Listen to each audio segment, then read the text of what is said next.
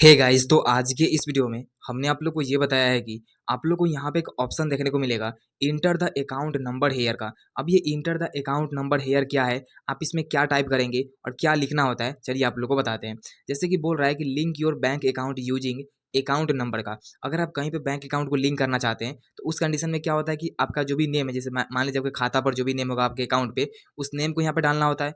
फिर आपका जो भी बैंक अकाउंट होता है उस बैंक अकाउंट को यहाँ पे सेलेक्ट करना पड़ता है। जैसे हमने यहाँ पे बैंक अकाउंट को सेलेक्ट कर लिया है।